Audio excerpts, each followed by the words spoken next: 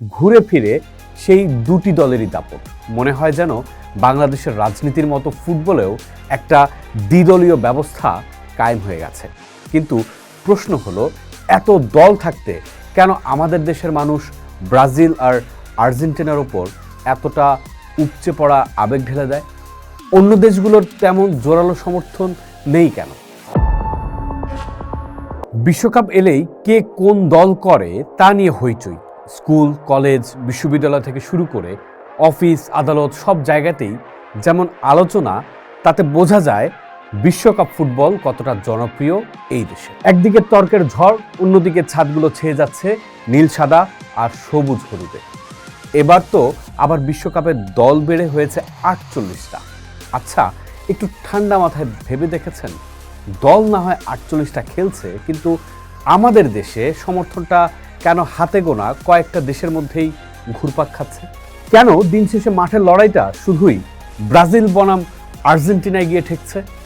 অন্য দলের কথা যদি বলি, ফ্রান্স, জার্মানি, স্পেন কিংবা ক্রিশ্চিয়ানো রোনালদোর কারণে পর্তুগালের কিছু সমর্থক চোখে পড়ছে ঠিক। ইতালিরও একটা ভালো ফ্যান বেস ছিল আমাদের দেশে, কিন্তু এবার তো ইতালি বিশ্বকাপের জায়গাই পায়নি। ফলে ঘুরে ফিরে সেই দুটি দলেরই দাপট। মনে হয় যেন বাংলাদেশের রাজনীতির মতো ফুটবলেও একটা দ্বিদলীয় ব্যবস্থা কায়েম হয়ে গেছে। কিন্তু প্রশ্ন হলো, এত দল থাকতে কেন আমাদের দেশের মানুষ ব্রাজিল আর আর্জেন্টিনার ওপর এতটা উপচে পড়া আবেগ ঢেলে দেয়? অন্য দেশগুলোর তেমন জোরালো সমর্থন নেই কেন? এর পেছনে কি গভীর কোনো মনস্তাত্ত্বিক কারণ আছে? আর এই উন্মাদনা কি কেবল বাংলাদেশেই, নাকি পুরো পৃথিবীতেই একই অবস্থা? আমাদের দেশে এই ব্রাজিল আর্জেন্টিনা নিয়ে যে পাগলামি, তার গোড়াপত্তনটা বুঝতে হলে আমাদের একটু পেছনে যেতে হবে। ঠিক 80-র দশকে তখন আমাদের দেশে সবেমাত্র রঙিন টেলিভিশন আসা শুরু করেছে।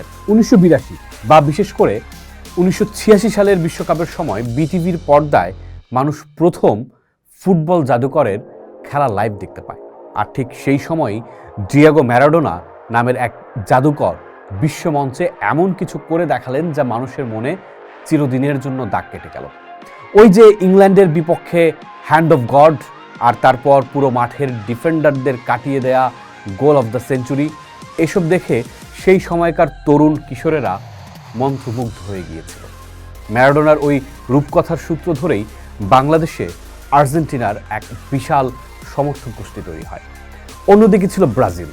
পেলের সোনালী যুগের গল্প তো মানুষের মুখে মুখে ছিলই, তার উপর 80-র দশকে জিকো, সক্রেটিসের মতো তারকাদের শৈল্পিক ফুটবল, এবং পরবর্তীতে অর্থাৎ 1994 বা 2002 সালে রোনালদিনহিওর নান্দনিক ফুটবল শৈলী বা সেই যোগবনিত বাঙালিকে মুগ্ধ করেছিল।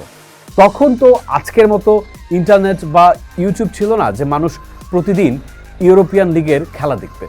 4 বছর পর পর বিটিভির পর্দায় এই লাতিন আমেরিকার ফুটবলারদের পায়ের জাদু দেখেই বাঙালি ফুটবলের প্রেমে পড়েছিল। আর সেই যে প্রেম, তা প্রজন্ম থেকে প্রজন্মে ডিএনএর মতো করে ছড়িয়ে গেছে। আজকের যে 5-6 বছরের শিশুটি বলছে সে ব্রাজিল বা আর্জেন্টিনার সমর্থক, সে কিন্তু ম্যারাডোনা বা পেলের খেলা দেখেনি। সে তার বাবা মা বা বড় ভাই বোনদের আবেগ দেখে বড় হচ্ছে। এখন আসি মনস্তাত্ত্বিক কারণটায়। মানুষের একটা সহজাত প্রবৃত্তি হলো সে এমন কিছুর সাথে নিজেকে জড়াতে চায় যা তাকে এক ধরনের বিজয় বা গৌরব এনে দেয়। একে মনোবিজ্ঞানের ভাষায় বলা হয় বাস্কিং বা বাস্কিং ইন রিফ্লেক্টেড গ্লোরি। সহজ করে বললে, অন্যের সাফল্য নিয়ে আনন্দিত হওয়া। আমাদের দেশের ফুটবলের অবস্থা তো আমরা সবাই জানি। বিশ্ব র্যাঙ্কিংয়ে আমরা অনেক পিছিয়ে। দেশের ফুটবল নিয়ে যেখানে বুক ফুলিয়ে গর্ব করার মতন তেমন কিছু নেই, সেখানে মানুষ একটা মানসিক আশ্রয় খোঁজে।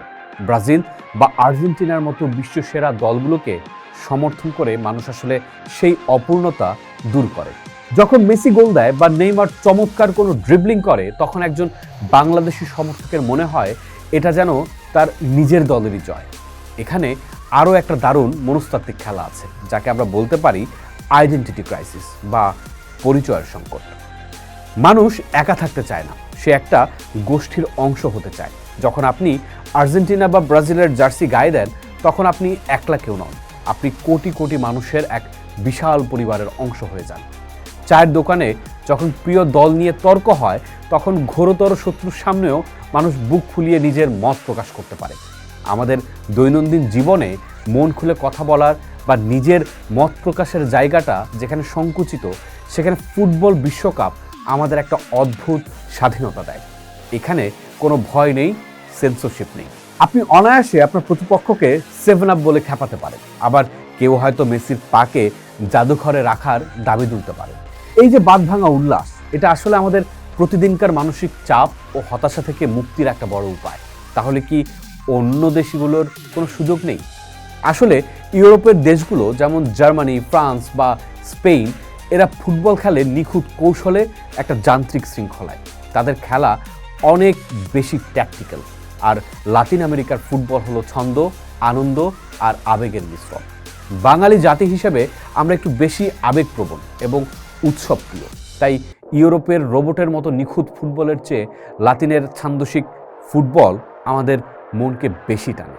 তাছাড়া ইউরোপের দলগুলোর সমর্থন আমাদের দেশে মূলত নতুন প্রজন্মের মধ্যে সীমাবদ্ধ, যারা নিয়মিত ইউরোপিয়ান ক্লাব ফুটবল দেখে, ক্রিশ্চিয়ানো রোনালদো, কিলিয়ান এমবাপ্পে বা টনি ক্রুজের ফ্যান হয়েছে। কিন্তু ব্রাজিল, আর্জেন্টিনার মতো সেই শিকড় বা পারিবারিক ঐতিহ্য তাদের নেই। এখন বড় প্রশ্ন, এই উন্মাদনা কি কেবল বাংলাদেশেই, নাকি পুরো পৃথিবীতেই এমন অবস্থা?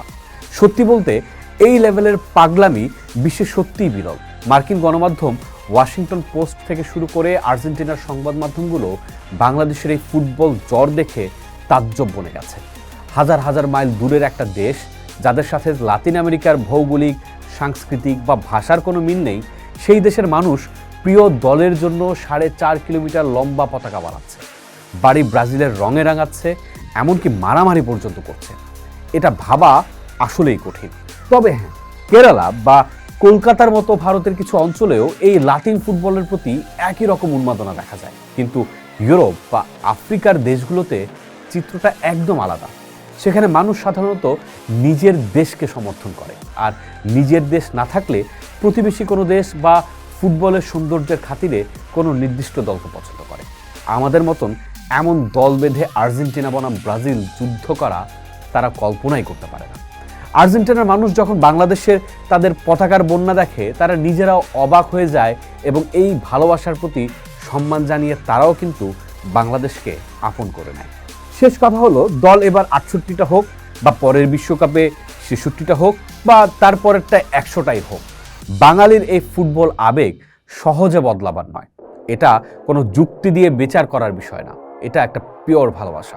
দেশের ফুটবলের বিবর্ণতার মাঝেও এই 1 মাস আমরা যে সমস্ত বৈরিতা ভুলে, সব দুঃখ কষ্ট ভুলে একটা উৎসবে মেতে উঠতে পারি, এটাই ফুটবলের আসল সৌন্দর্য।